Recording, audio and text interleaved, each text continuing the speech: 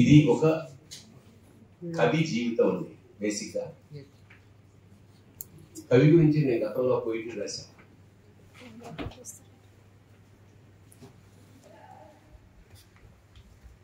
కలం తప్ప వీసమెత్తు పొలం లేనివాడు, హలం తప్ప వీసమెత్తు పొలం లేనివాడు,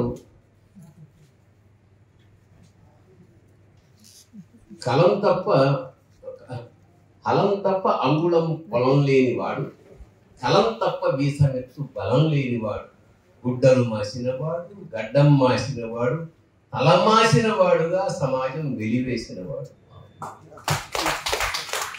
ఇలాంటి ఒక కవి శిథిలావస్థ అంటే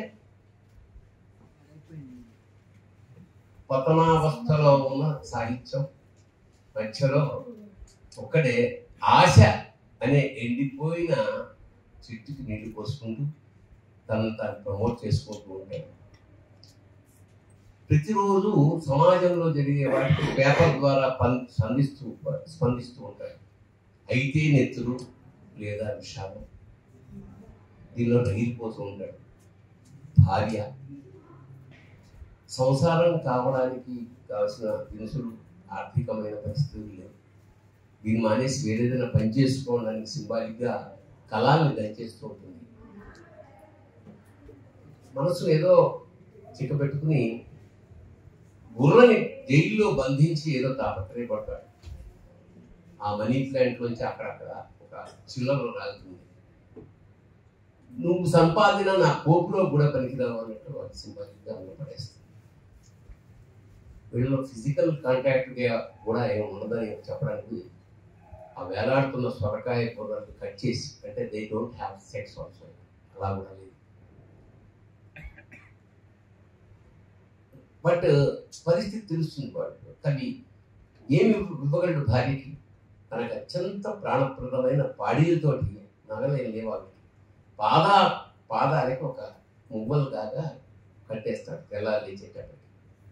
అది చూసి రియలైజ్ అవుతుంది, పాపం తాపత్రయపడుతున్నాడు సమాజం కోసం అని తను ఏడుస్తుంది, బాధపడు. తన బాధనంతా వీడి నాలికతో లాగేస్తాడు. ఐఎమ్ షేరింగ్, నీ కష్టాలన్నీ నానే చేస్తే ఈ 2 లిల్లీలు 3 టవర్స్ లాస్ట్ అయిపోయాయి, కాలిపోయాయి. అంటే విశ్వ కవి అనేవాడు విశ్వవ్యాప్తంగా విశ్వనరుడు. తను గొడవల్లో చూస్తే తగిలిపోయిన భూమి కనపడుతుంది, బద్దలవుతున్న భూమి రక్తపాతంతో. గ్లోబ్ తన కవిత్వాన్ని పెన్నుని దాల్చి దాన్ని అతికించడానికి ప్రయత్నం చేస్తూ ఉంటాడు. చాలా టైం అయిపోయి వార్ధక్యం కూడా వచ్చేస్తుంది. అప్పుడు ఆ టెర్రరిస్ట్ వచ్చి దానితో సౌండ్స్ కోట్ చేస్తారు. తన అప్పుడు నృసింహావతారం ఎత్తాడన్న సింబాలిక్గా ఇలా అంటే ఆ 5 వేళకి 5 పాళీలు ఉంటాయి. వాడు చంపేస్తారు. కొలాప్స్ అయిపోయిన తర్వాత తను రాసిన కవిత్వం డిస్ట్రిబ్యూట్ ప్రపంచం అంతా ఇస్తారు.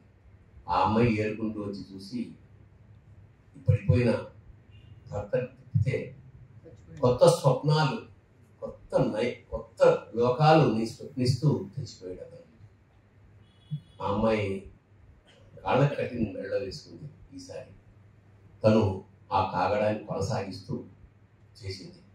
అక్కడి నుంచి ఆ మెట్లెక్కుతూ కాలే వర్షతు పర్జన్య పృథివీ సస్యశాలి లోకోయం క్షోభరహితం. ఇక్కడ బ్రాహ్మణ అంటే ఇంటెలిజెన్షియా, బ్రాహ్మణ సంతులు. కవి నిర్భయంగా ఉన్నప్పుడే ప్రపంచం శాంతిగా ఉంటుంది అనేది మీనింగ్. Thank you.